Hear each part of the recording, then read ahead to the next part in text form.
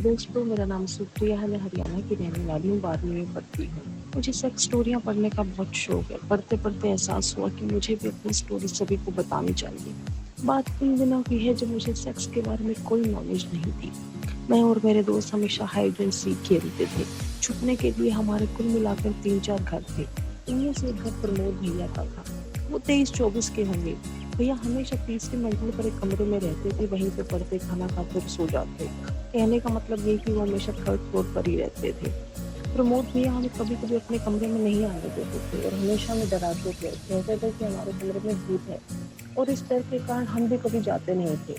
उस समय प्रमोद भैया स्टडी करते थे, इसी कारण वो हमेशा अपने कमरे में रहते थे। दिसंबर की छुट्टियां चल रही थी तो लगभग हम घर पर ही थे।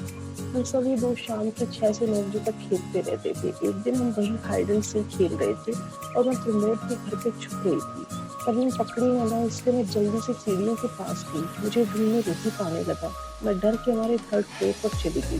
भूत वाली बात याद आई और बहुत घबरा गई।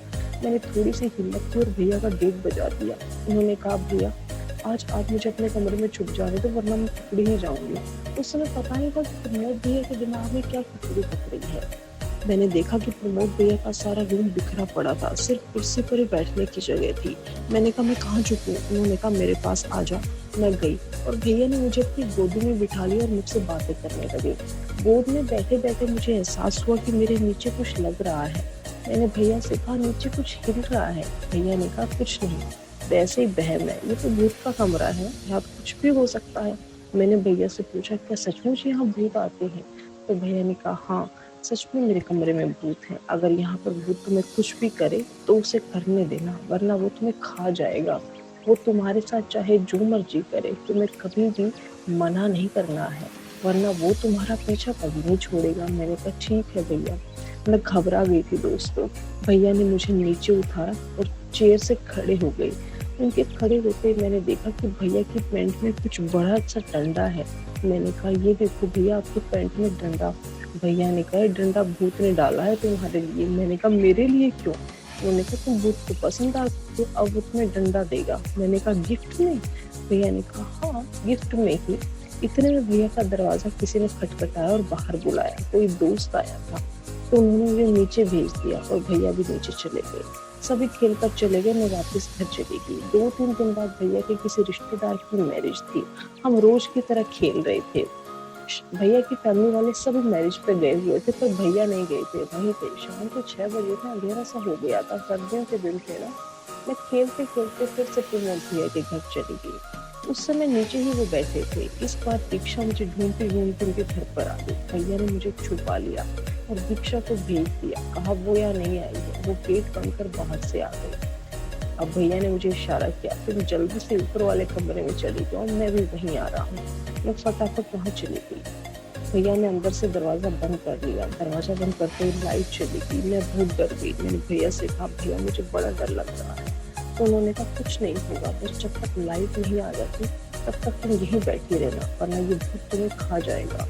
मुझे सच में बड़ा डर लग रहा था, बहुत अंधेरा था। तभी कोई मेरे पास आया और मुझे सहलाने लगा। मैंने भैया से कहा, आप हो क्या? भैया ने कहा, नहीं, मैं तो गेट के पास हूँ।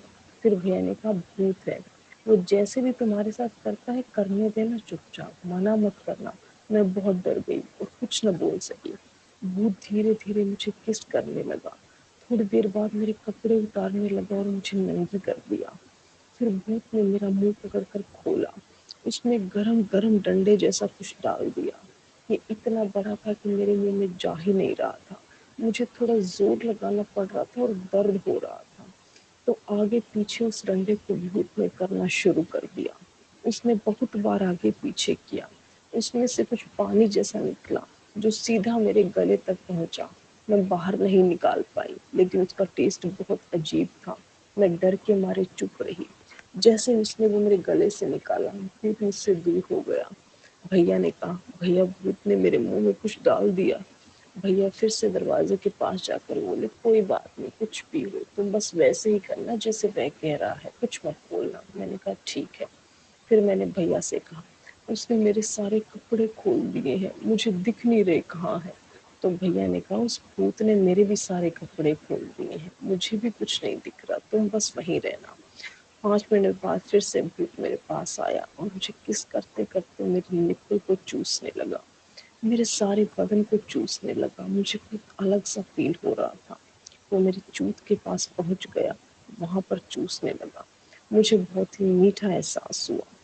फिर से मेरे होठों को किस करने लगा और भूत मेरे ऊपर आकर लेट गया। अब भूत का डंडा मेरी योनि नट से टच हो रहा था और मुझे गर्म लग रहा था। अब वो मेरी चूत में अपना लन डालने लगा, पर वो बहुत ज्यादा बड़ा था, अंदर ही नहीं जा रहा था। मुझे थोड़ा दर्द होने लगा। मेरे मुंह से आई की आवाज निकली। हल्की सी आवाज निकलते ही भूत मेरा मुंह अपने हाथ से बंद कर दिया और इतनी जोर से बंद किया कि आवाज बाहर न जा सकी। दर्द के मारे बहुत जोर से मैं चिल्लाने लगी, पर मेरा मुंह बंद था, तो कमरे से बाहर आवाज नहीं गई और मैं बहुत छटपटाने लगी, रोने लगी। 5 मिनट तक भूत वैसे ही पड़ा रहा, तब जाकर कुछ शांति मिली। अब फिर से भूत ने इतने जोरदार तरीके से झटके मारे कि ऐसा लगा मानो किसी ने मेरी जान निकाल दी हो। बहुत जोर से वो झटके मार रहा था और मैं रो रही थी, छटपटा रही थी, हाथ पैर मार रही थी। 20 मिनट तक ये चलता रहा, मैं रोती रही। उसने फिर से लास्ट वाले झटके बहुत जोर से मारे। मुझे फिर से बहुत दर्द हुआ और मुझे साफ पता लगा कि मेरे पेट में कुछ बहुत गरम गरम लिक्विड गया है। मैं धीरे धीरे रोने लगी। फिर वो मेरे ऊपर से खड़ा हो गया। दर्द मुझे अभी भी बहुत था। मैं रो रही थी तो भैया ने पूछा क्या हुआ। मैंने उन्हें सारी बात बता दी। भैया ने कहा कुछ नहीं, ये सब पहली बार होता ही है, मेरे साथ भी ऐसा ही हुआ था। ये सब बातें किसी को बतानी नहीं है, वरना भूत हमें मार डालेगा। मैं रोती रही। भैया मुझे दिलासा दे रहे थे। मैं सब समझ रही थी और जानबूझकर सेक्स प्ले में भैया का साथ भी दे रही थी। थोड़ी देर बाद लाइट आ गई। हम दोनों नंगे थे। मुझे शर्म आई तो भैया ने कहा भूत ने मुझे भी देखो नंगा ही कर दिया। मैंने भैया से पूछा क्या भूत ने आपको भी दर्द दिया। तो भैया ने कहा मुझे भी बहुत ज्यादा दर्द था और मैं स्ट्रॉन्ग हूँ ना, मैं रोया नहीं। तुम भी स्ट्रॉन्ग बनो, रो मत। वो मेरे पास आए और मुझे कपड़े पहनाने लगे और मुझसे कहा ये बात तुम्हें किसी को नहीं बतानी है, वरना भूत तुम्हें मार देगा, तुम्हारे मम्मी पापा को भी। मैं बहुत डर गई। मैंने कहा मैं किसी को कुछ नहीं बताऊंगी। भैया ने कहा वेरी गुड गर्ल। जैसे ही मैंने पीछे मुड़कर देखा, बेड पर खून ही खून था। मैंने कहा इतना सारा खून। तो भैया ने कहा शायद भूत के लग गई होगी, उसी का होगा। तुम डरो मत, चलो हम बाजार चलते हैं, कुछ खा लेंगे। मैंने भैया से कहा पर मुझसे चला नहीं जा रहा। तो भैया ने कहा बाइक पर चलते हैं।